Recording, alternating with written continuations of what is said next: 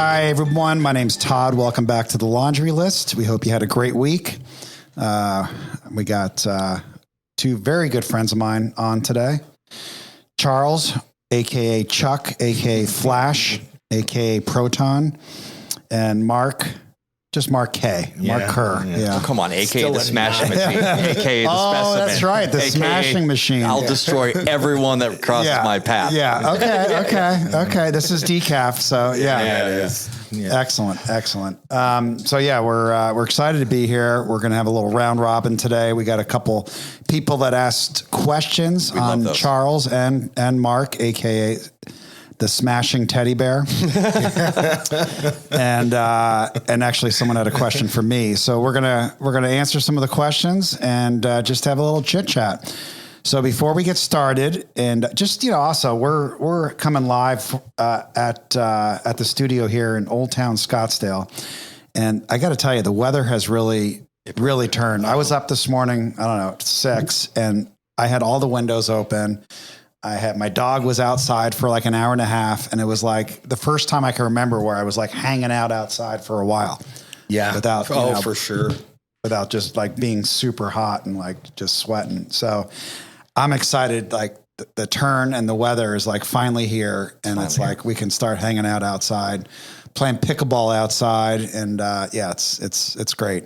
So, all right, before we get into the round robin and some of these questions, Charles is going to give you the 14 traits of an adult child that we kind of used as survival and as a kid. I mean, we had to have these to survive as a kid in dysfunctional homes and dysfunctional relationships. But we also take some of these into our adulthood, and we're doing the best we can to get rid of these so we can live into the promises, which we'll read after the 14 traits. So, Charles, take it away.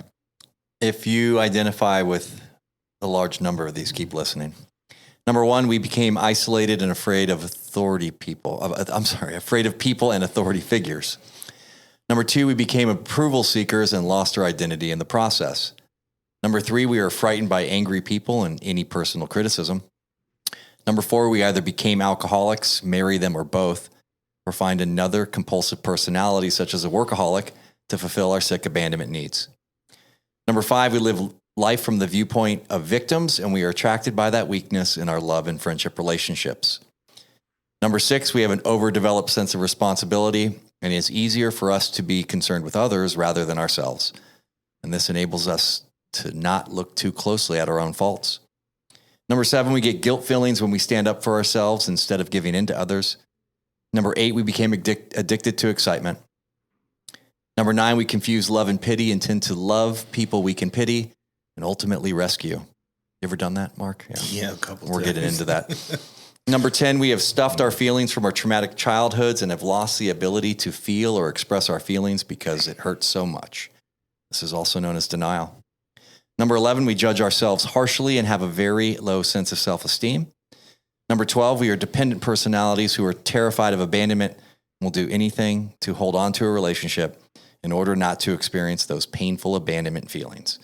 And we often receive those from living with sick people who were never there emotionally for us.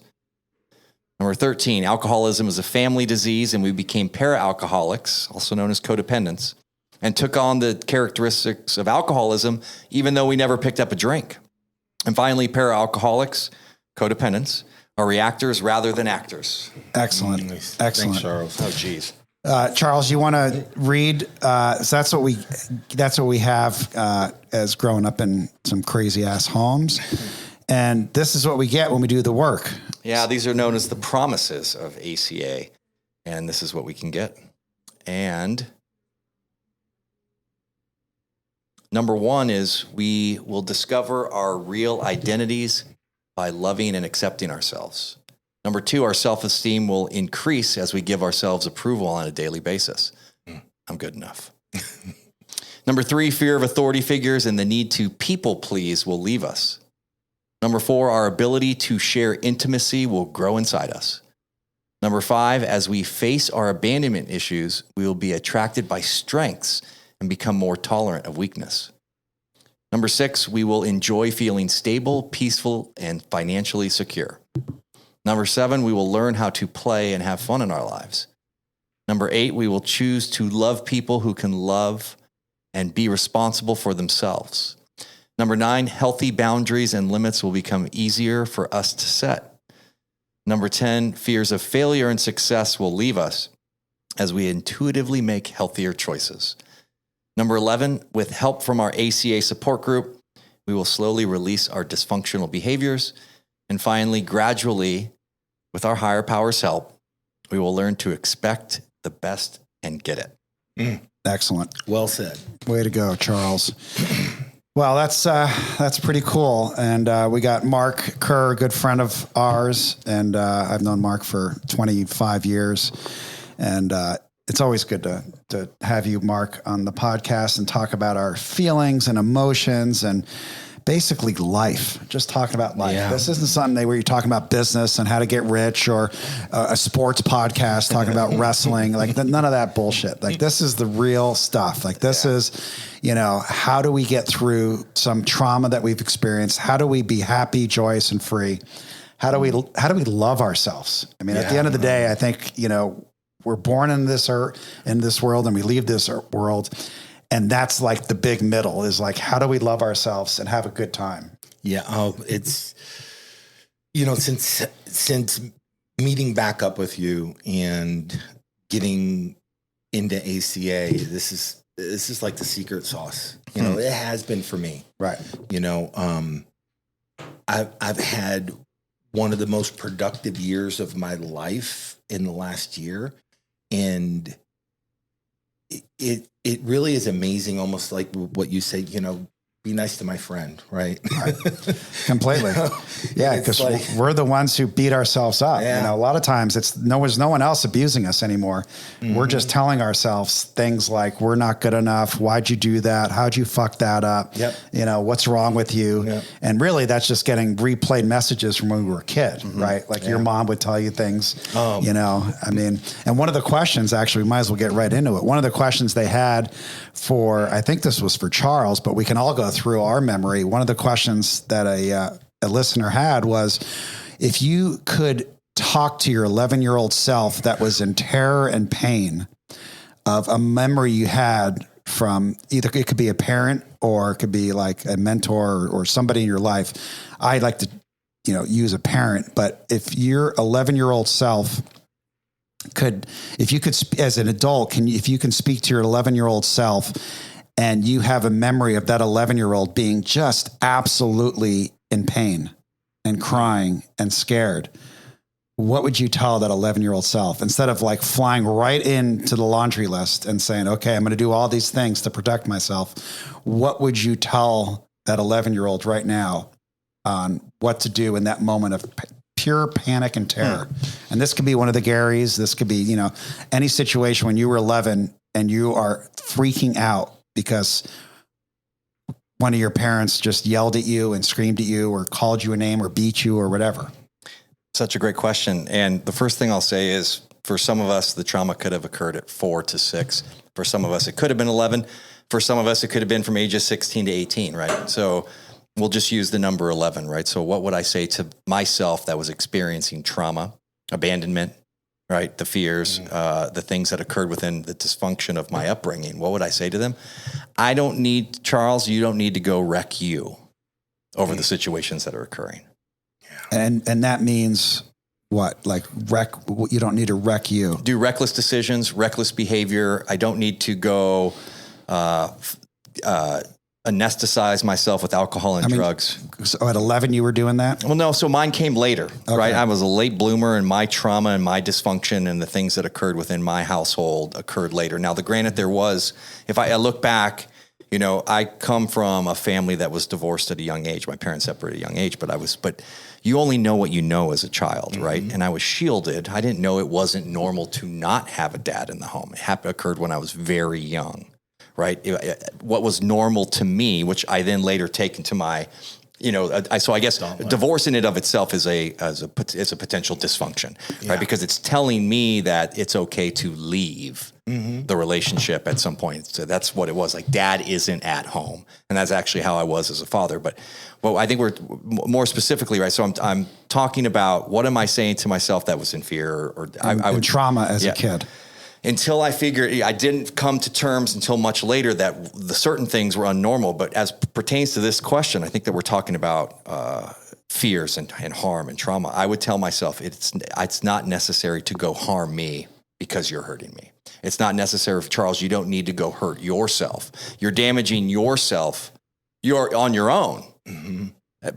Because of the things that are occurring around you as a coping mechanism, right? As a way to anesthetize. And it's not your fault. Right. And it's, of course. Little Charles, it's not your fault. You 100%. Did nothing wrong. That's exactly You're right. being a little kid. Yep. You're doing the best you can. You're being a kid.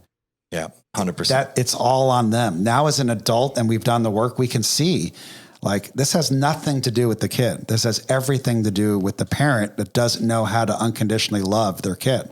1,000%. And they're taking out their anger and their rage and their dysfunction on the kid. And the other thing I would add to what you said is that what I would say to my 11-year-old is, the real source of your power and love is God. Because you're not going to get it from your parents. Your parents are going to, be there, then they're not going to be there, and they're going to yell at you, and then they're going to be nice to you. And, you can't live like that because that's a yo-yo, and you're going to be stuck in the laundry list your whole life, So we got to find a power that is greater than your parents. And I choose to call that power God, which I think we all have God inside of us. And I got to reach for that power. But, to me, the most important thing that I remember telling my 11-year-old self when I've done these meditations is, I love you. I love you. You were amazing. You did nothing wrong. You were not in trouble. You're not a bad boy. You don't need to go drink and anesthetize yourself in drugs and alcohol. You don't need to do self-destructive behaviors. You are good enough. This is your parents' stuff. This is not your stuff. And then as a result of doing that, hold them.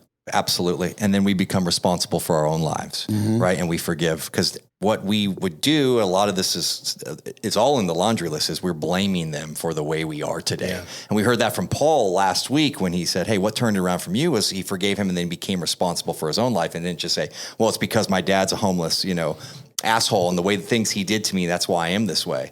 Right. And then we can move on. But yeah, for me personally, if I could go back, I would say, Charles, you don't have to hurt yourself over the harm that's occurred around you. And I did that. I went out and hurt myself. I made decisions that were harmful to myself. I got heavily involved in drugs and alcohol, which put such a damage to myself, put myself in so many compromised positions as a way to cope with the way that I felt I was being treated. I'm not responsible. I don't need to harm me. And there's a saying about that too, right? Where it has to do with, you screwed me and now I hurt me, right? Yeah, it's something like, I've heard that around the rooms for a while. It's like, you harm me, so my answer to that is I harm me, right? And that's what I wish I could go back and say that, right? You don't need to be as reckless and terrible student. Yeah. Right. And terrible drinker, young age and alcohol. I think by a consequence or a byproduct of our parents being mean to us and criticizing us is we became our own best critic, right? Yeah. I mean, that's why being nice to my friends, part of, like when I was 11, at that, try to visualize that. Pick a moment when you were 11 and your mom said something extremely hurtful and mean to you. Put yourself back in that position and try to visualize what your 11-year-old self looked like and felt like and smelled like, and just like try to get back in there.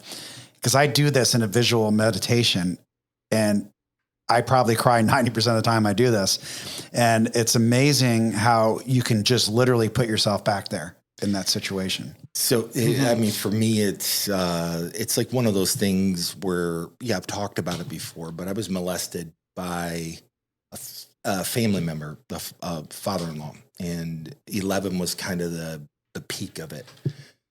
And I actually, my mom and dad left me at his office, and they took off, and my mom was, codependent to my dad's alcoholism. And as it turned out, it was just horrifying. And I felt like, I can feel the feeling like it just of, I'm not important, I'm not worth protecting,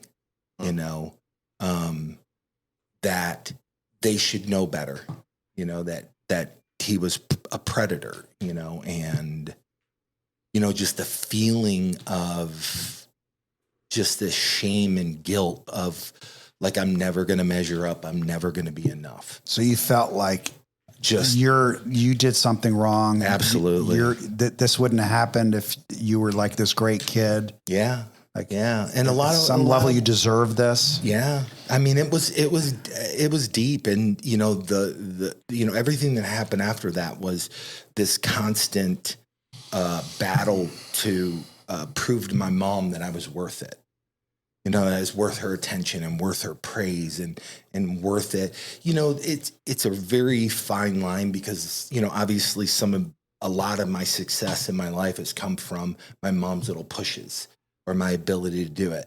And I would have still been successful. It would just been a lot different road had I not felt like I needed to always seek and obtain her approval. Mm-hmm. You know, so 11-year-old, if I had to tell him anything, it would just be like, you're important. You know, you're important and you're loved and your value is not in what you do. It's who you are. Right.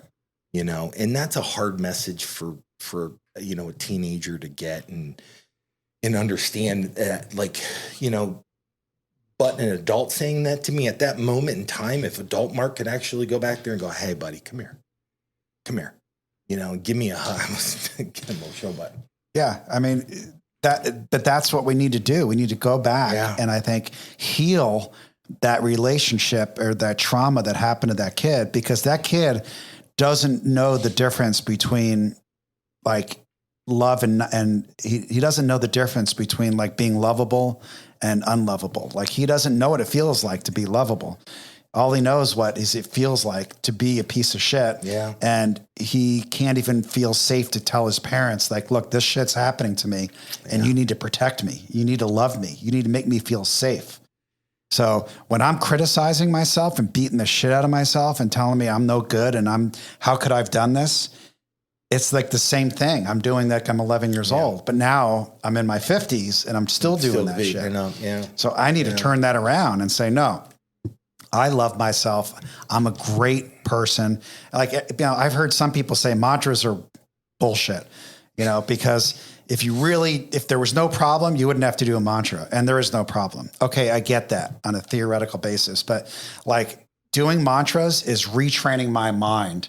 Absolutely. That I am, you know, and I do these mantras all the time and I send them out in group texts and like, I'm a beautiful child of God. I am, you know, I'm lovable. I am an amazing person, blah, blah, blah. And just on and on and on. And that is reframing and retraining, you know, my mind and that old hurt wound. Yeah, absolutely. You know, I listened to a podcast a couple weeks ago and they were talking about in these moments where you have that just trauma, it is imprinted in your body. Right. It's in your fascia. It's in your nervous system. It's in every part of your body. It lives in the tissue. Absolutely. It does. And you have to have the ability to release it, to get it out, to put a new message in that. Correct. In that space. Right. Yeah. And so, you know, understanding like most of this stuff, you know, talking about emotions and feelings and in all these things, you know, for me, it's been my strength through this whole process, you know, of all the years of addiction, all the stuff that I've gone through. And then, you know, I tell Fran, I go, you manifested me to come into your life because I needed the help. And I manifested you and Charles and the rest of the guys because I need that. Right. Right. Because otherwise it's I just stay in this cycle. And because I'm in that cycle, I just don't know any better until somebody turns the light on and goes, hey, time out. You know, be nice to my buddy. Right. Give him a hug. Right. And I don't know about you guys, but when I'm not nice to my buddy, to my friend, you know, which is my true self, my inner child there, it's like, I want to isolate. Yeah. I want to just stay home. I don't want to answer the phone. I don't want to answer the text. I don't want to go out and like just enjoy life. I don't want to like scream from the rooftops like life is so fucking good. You know, I don't want to do that. You know, right. But before we move on from this subject of the 11-year-old, tell me, what would you say to your mom right now if she was alive and you're 11? knowing what you know now, so now you have all these years of experience after 11, what would you tell her now that you want to tell her? And I know she's passed away. Yeah, I know. It's, I would, my mom would listen. It just was getting her attention, when I wasn't doing something that could grab her attention, right? Like good in sports or, Or what'd you tell her about this situation about, oh my God, man. getting molested and nothing could be worse for a parent to have to witness that or hear that. But what would you say to her now? I would say, Mom, I need your help, Mm-hmm. Ask for help. Yeah. Protect me. Yeah. Love me. Yeah. Be the mom, that you're supposed to be, Yeah. and just, I think by doing that, it helps us heal our relationship with ourselves and find some love for ourselves. So we don't have to get it exclusively. I mean, it's nice to get it from our relationships with our partner, business partners, friends. I mean, it's nice to have those, but we really got to put our arms around ourselves and just say, I got you. I got you, Mark. Adult Mark's got little Mark and nothing's going to happen to him again. Yeah. I'm never going to let something happen to Mark again. Whether that's a woman, finances, anything. I'm here to protect little Mark. And, that's what they call the reparenting of the Red Book in ACA, is that you get to reparent your hurt little child by protecting him, loving him, holding him. And there's all kinds of, literature out there on this, but especially in the ACA Red Book, it is the purpose of the Red Book is to learning how to reparent and love yourself. Absolutely. And part of it, and Charles has heard me, like one of my default modes is people pleasing, default. And I never got the correlation. Because that's how we got love when we're young. How we did, yeah. Like, Mom, look how good I am. Mom, look how good I'm doing at wrestling. Mom, look, Yeah, absolutely. And I did that with tennis, and you did that, when you were a kid. And it's the part about it that I didn't understand the correlation of like how 6-year-old Mark doesn't trust adult Mark. It's why he actually goes, yeah, I'll do it. I'll do it. Because he just doesn't trust that the adult's going to go ahead and do what he's supposed to do. So I just agree with, it's this correlation that I found in myself that I can identify it a lot quicker, and I can not fall into it where I'm just in this pattern, that I get caught in these patterns, so I'm growing. That's what I'm trying to say. Yeah. And it's funny because, I don't know about you guys, but when I start feeling a little better and getting a little more confidence, a little more self-esteem, the willingness and the amount of work that I want to do in the program just goes down. Meetings and phone calls and meditations and prayer and journaling and gratitude lists. I'm good. Yeah. I had a big week in the stock market. I'm good. It just goes down a tube, and then you crash and burn. You're like, okay, I need to get back into this. Yeah. Oh God, man. It's one of the, and it's not a subtle reminder because everybody around me is infected with when I'm sick, when I'm in that little cycle, right? So everybody around me gets a little dose of it. And, it takes that smack across the face to go, oh shit, man. Okay. Yeah. Hey, I'll see you at Wednesday. At the meeting. Yeah. Because I need a reminder. I need a reminder of the importance of my medicine, right? Mm-hmm. I need to be able to look at myself and be brutally honest with it and go, hey, I don't need to be this way. I don't need to fall into these patterns. Right. I have a choice in it. And that's been the biggest difference, understanding that I'm not a victim by no means, and, having the ability to be able to recognize this and step out of it and go, okay, you're right. Take honest criticism. But a lot of times we become the victim and we don't even know it. I do this with Alex all the time. She's like, how you doing? And I could say, I'm great. I feel God's love. I feel my own love. And I just am just celebrating the joy of being taught in this human body today. And just smile from ear to ear. But instead I'll be going I had a hard day. It's really a son of a bitch, just felt a lot of sadness and what am I doing? Attention. there's part of being honest and there's part of I need to get some data boys and some love from her, from external love. Oh yeah, 100%. And it's like the same thing as what I did with my mom and dad. Like, hey, look how great I'm doing. I just cleaned my room. I got straight A's. I won this tennis tournament, whatever. It's the same thing. And I know how to get it from Alex now, and I can get it by being the self-pity, or I could do the other side of that, the grandiosity. Oh, I made so much money today. Let's take a trip, But either way, I'm looking for validation and approval. Yeah. Instead of just like being with her, just being me and not having to like manipulate the situation to get any attention or love from her. Just be. It's amazing what we will do for attention. Mm-hmm. That's how many times do we hear it? It's all about attention, either acting bad, acting good. You just hit on both of those. Look how great I've been. Look how sad I'm feeling.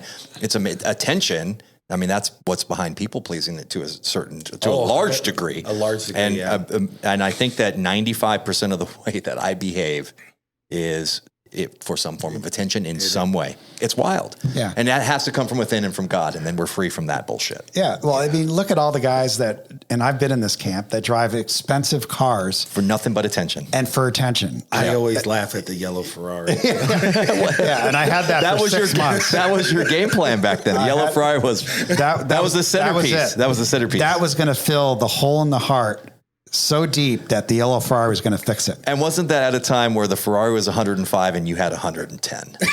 Right? So I put every penny into that Ferrari. Yeah. And I couldn't even afford to get it fixed when I kept bumping my lower bumper. Yeah. I kept messing up my lower bumper because it was like an inch off the ground. Oh my God. I literally couldn't Todd fix it. out in front of Downside Risk. Yeah. With the yellow Ferrari parked outside. Merc bar. He wasn't even going in the bar. I think he was just standing. Couldn't afford any drinks. Yeah, that's right. Yeah. Just go. But I've talked about this before. All of us have. We go to extraordinary lengths 100%. to present something for attention that we are not. We want everyone you to look at me the way that I want you to perceive me. And that's all. And when I was addicted to social media, I would look at how many likes I had, like first thing, like how many likes do I have? Oh my God, I only got like 40 likes. Holy shit. Well, the world is structured for attention now. It's all it is. It is structured for attention, buying, grabbing, and manipulating. It's sad. Yeah. It really is. Cause part of, I think I said this last year when I was here is like this new dynamic, not new, but close, personal, intimate relationships. That's the connection that I want. And you don't get it by having this, screen and disconnection. Cause it's like when I want to disconnect, I pick up my phone. Right. Because I don't want to. Disassociative for sure. Disassociative, right? No question. And so, even in my relationship with Fran, I'll start talking, she'll pick her phone up and I'll just stop talking. Yeah. Alex does that to me. She'll stop talking and I'll be like, what? She'll be like, oh, I'll wait till you're done. Yeah, I do. And she's polite and she doesn't get angry. She goes, I'll wait till you're done. And I'll be like, oh, no, I'm fine. Okay. So but it's a blockage for intimacy. It is what it is. 100%. And I knew it, the obvious, but until you're there and, sometimes I get long winded. So I understand Fran wanting to pick her phone up and go, okay, you've been talking for 20 minutes, but it's that connection that's lost. And that's the feeling that I get. And that's why I'll pause and I'll go, okay, I'll just wait until you're done. I don't get angry. I just pause. Right. Yeah. That's what Alex does. She doesn't get angry. And then I immediately I'm good. Yeah. Put it down. And then, cause part of all of this, and I didn't understand it until the journey began, was to create these relationships where they're authentic. You talk about your feelings. You get sad if you're sad, happy if you're happy, laugh when you laugh, right. And don't judge any of that shit. No. Like I used to judge it like, oh God, I'm sad. I'm like really, feeling some emotions that are making me sad. Like I used to be like, I can't do that. I got to immediately change it. I got to create a vision board or go eat some ice cream or I got to get out of that, and it's like, no, just feel it. Yeah. Just sit on the couch and fucking feel it. Yeah. It's okay. It's no big deal. Mm-hmm. If I'm always happy and always feeling joy, I'm full of shit. I'm not being real and authentic. Yeah. I got to feel the feelings. The world does this. There's no way around it. Right. Oh, it's, and I think I've said before is that I try to keep my world from here to here. Cause I used to almost seek the lows. Cause then I had excuses to abuse myself, right? Drugs, alcohol, stuff. run myself so far in the hole that I'm like, fuck it, all's lost. Might as well just grab the drink, or might as well grab the drug. And then the highs would be on the exact opposite, like, things are so good. Oh my God. And it's like so disingenuous. It's none of it's, here to here. Yeah. I'm pretty sure I get addicted to, I have a DraftKings account, and I don't, if I lose 10,000 a year, that's like a lot. Like, typically it's 1,000 positive or negative, right, for the year. But I get so addicted to the losses because it's that feeling of despair. I'm a piece of shit. I knew I couldn't win that game. What is wrong with you? What was I thinking? Yeah. And the wins are like, okay, well, I should have won. Yeah, I see that little, sparkle on my account, like blah, blah, blah. There's great. But, when you lose, it's like, I don't know I forgot what it even gives you, but it's not the sparkles in the trophy. It's something else, right? And it just says lost, and it's like, immediately I instead of lost, I see like loser. And I know of like growing up playing sports and in life, like I'm way more addicted to the feelings of negativity and shame and guilt and self-pity and all that stuff, more so than feeling the high fives and successes of life. Yeah. Isn't that crazy? And it's retraining the mind. No, let's have these successes. Let's do this 4-hour hypnotherapy journey where we're just like on a different planet. We're like out of our body feeling euphoria.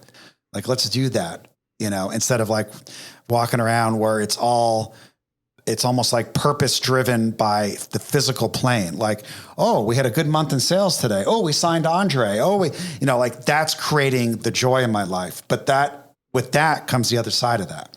Like, oh, Andre left. Oh, we had a bad month in sales. Yeah. Because you're gonna get both sides. It's gonna happen. So I can't rely on the physical outcomes of life, I love this person. Oh, this person left me. Oh, this is a great relationship. Oh, this person died. Like if I live like that, I'm going to be constantly in a state of flux and emotion of feeling like incredible bouts of pain. They don't even have to be as significant as you've outlined, right? Where you compared equals. Hey, we had success this month. Hey, we had bad success that month. Those are equals. They don't even have to be equals for them to be significant to me. Like, for example, had a great weekend this last weekend, right? It could not have gone better for what occurred. Okay. That's a major highlight. Then I get a bad comment from a customer. And it's amazing how small things, that person cut me off in traffic while you just had a great win, can take away from a significant moment. Yeah. They don't even have to be equals.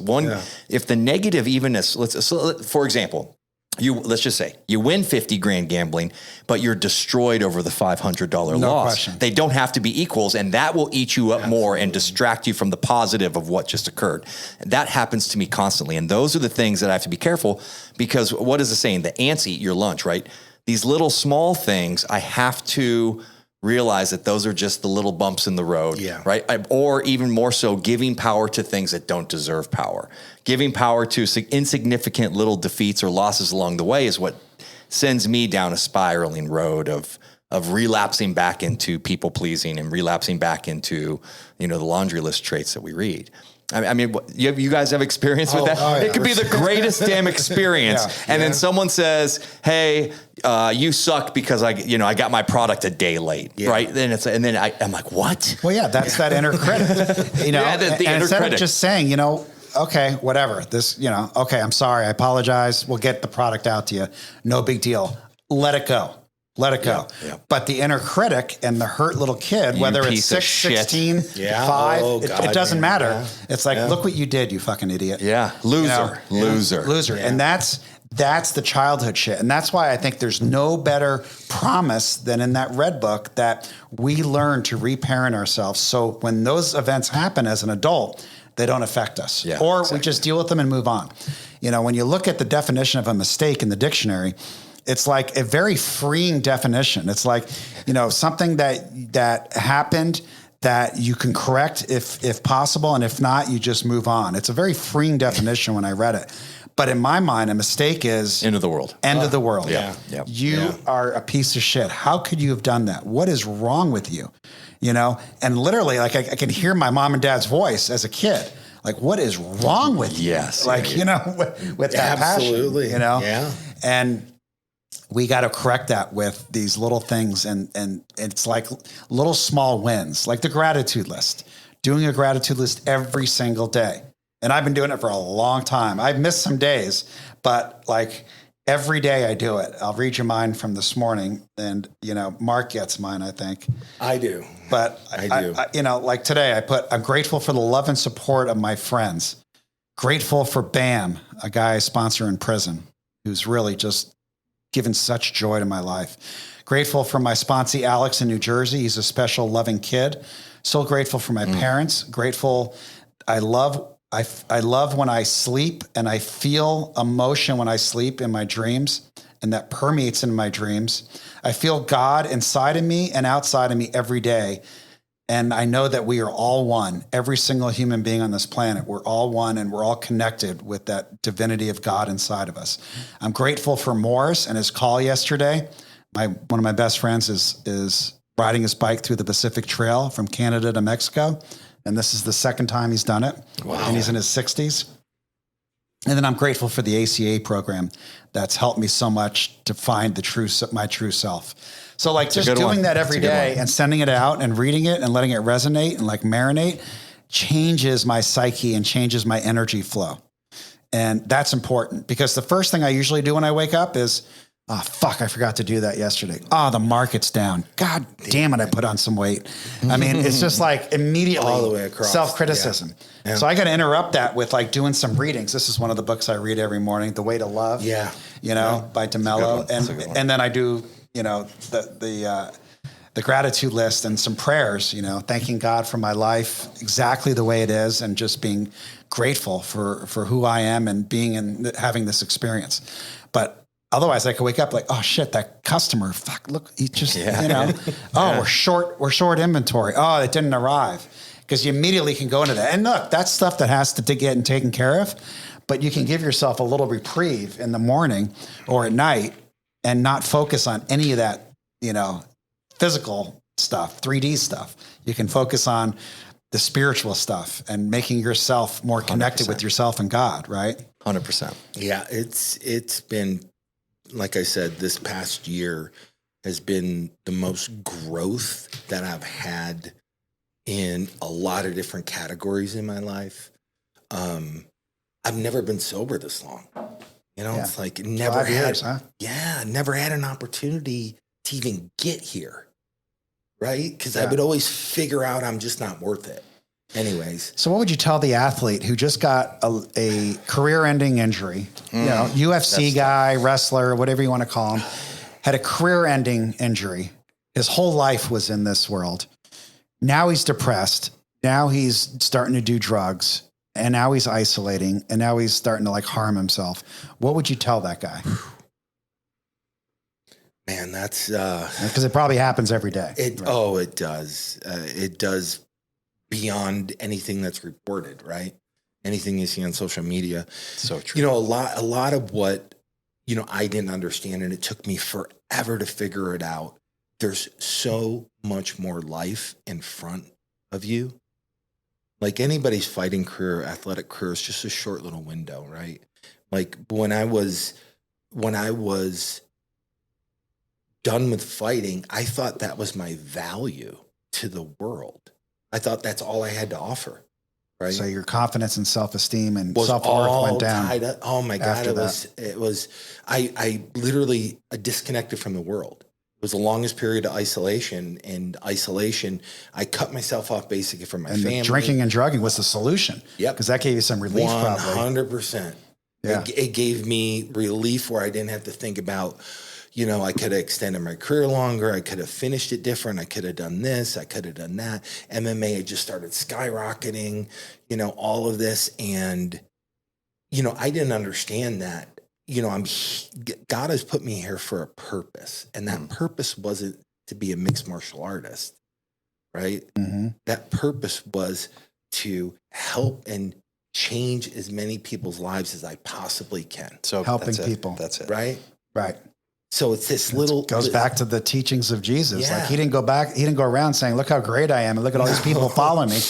He was about, I just want to help a person at a time. That's it. And he doesn't want any, gratitude towards him or kudos towards him. No, it was like, hey, this is the way we're meant to be. It is. I mean, everything that's happened to this point has put me in a place where I really actually, and it's not a bunch of people. It's like if I can change one person's life, my life is worth something, right? Because I'm here to change that person's and that's life, meaningful. And that person's going to change. It's this domino effect. It's,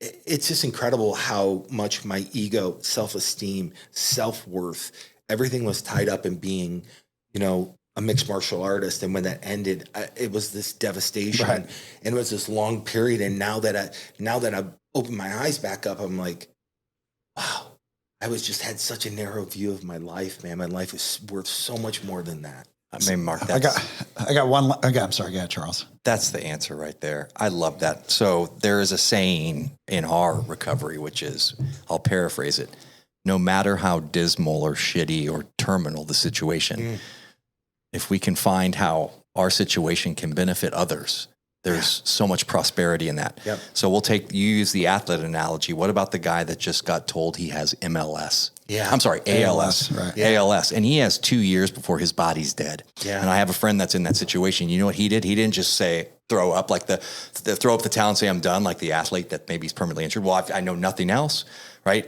He saw how his experience could benefit others, and he has done amazing things for the ALS community, right? He started painting for ALS. He started painting himself, right? Wow. Utilizing a mouth and a brush, and and he has remained so positive through that. And I'm getting goosebumps right now. But a situation like that is terminal. I can think of of loss, losing a child, losing a sibling, We now, as terrible as that is, if we can find how that experience can benefit others, an individual that has a career-ending injury or his life, there's prosperity in that. There's a brilliant future in that. My therapist, and it's so rewarding. He just told me that this morning. He goes, your experience is going to be able to help others. 100%. And at first I was like, fuck you. Fuck you, right? Yeah. And then I'm like, he's right. I can take this experience and go help others. Yes. And you feel better about yourself, and you feel closer to God, and you feel closer, to the trauma and the horrible things that might have happened. So, and now you're credible to truly promote change, to truly benefit someone else's life. I couldn't get sober. In a special position. I had so many people trying to tell me how to get sober, including my ex-wife at the time and therapists. But it wasn't until I walked in AA and heard other people's experience that I could relate to and be like, oh, I feel you, man. I feel you. Like we are the same.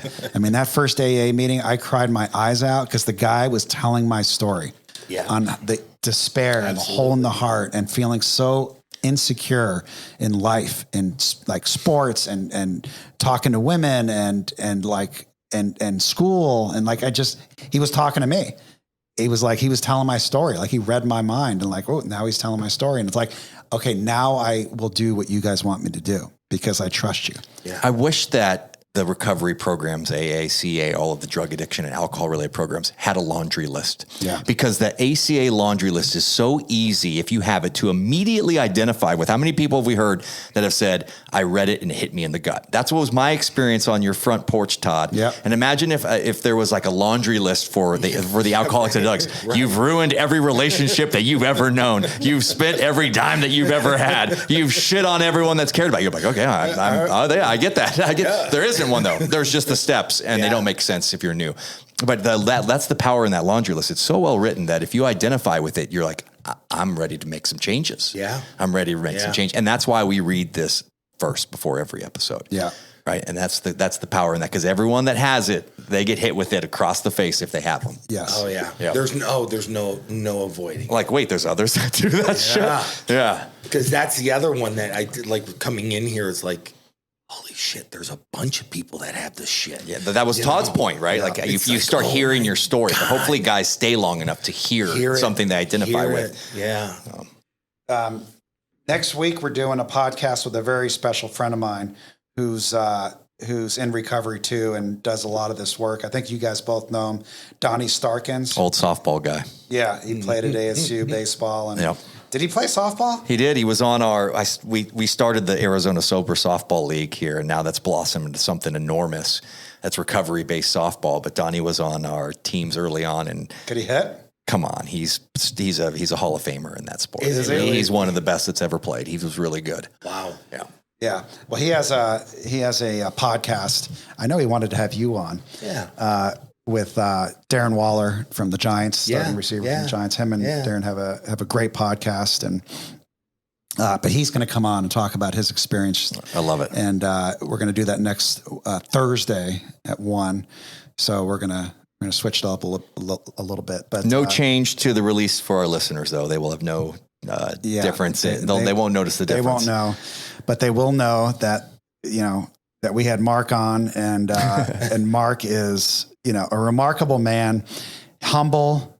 I was like, we went to the fights with him last week, 2 weeks ago, and like, great, they called him out in the ring and announced him, and like got a standing ovation. Guys were like, "Hey, I just want to say hi," and I'm thinking like, God, if that was, I used to get pulled over by the cops and be like, "Do you know who I am?" Oh yeah, yeah. And the cops are like, "No, I don't know who you are, you fucking little punk." Well, I'm nobody. Okay, so fuck you. It's like, but being with Mark, he's like, somebody he's actually, in that world. So many came up to you wanting pictures. I'm like, fuck this guy. Right? It's like when I go out to a concert with Dave Ellison, like same thing. I was like, "Can I have your autograph? Can I have your autograph?" Yeah. And I'm like, And now I'm proud, but I used to get like really really jealous and like envious. And now I'm like, I'm so proud of my friends for their successes. And absolutely, I just have so much love for them when they just succeed, and I'm there for them when they fall, And that's what makes relationships like so important today, because we're real and we're intimate. And we want good things for our family. Our conversations, the three of us, we have genuine conversations, the three of us. Yeah, we were drinking. These conversations. shining you on. First of all, I told you my fake name. I'm talking about my yellow Ferrari. I'm telling you about like all this. The one-up club. Yeah, we'd be swapping bullshit. Yeah. So today we look at those guys and we're like, God, I don't want anything. We see them all the time, Todd, and we used to talk. Now we're like, I don't want to talk. We don't want to see him. Before. Yeah, it's a wild. Mark, when does your book come out? Let everyone. When does your book come out? Are you going to do a book? Yeah, that's the point of that, Todd. Thank you. How do you not have a fuck? You could help so many people. I know. You know what? And I sat with a friend of mine today who just listened to Jay Glazer's book. Right? Jay released it, I think, earlier this year, and just our conversations is to understand that there's lessons in there. There's lessons that somebody listening to a book, an audio book, or my experiences in my life, I know they could benefit from it. Absolutely. It's just your documentary. Yeah. People can benefit. Where can they find the Smashing Machine? Where can they watch that? YouTube still has it up. I think YouTube? HBO does too. So there's a couple ones that are, the gentleman that did it, the brains behind it is a guy named John Greenhelge and a group of guys. But John still has the rights, and he still lets it come up on YouTube, where you can watch it on YouTube. Okay. And it's just one where this coming year, the Screen Actors Guild strike is hopefully coming to an end, which will free up a lot of stuff coming up. For writing, for writing. Guild. And so Writers Guild, Screen Actors Guild, all that.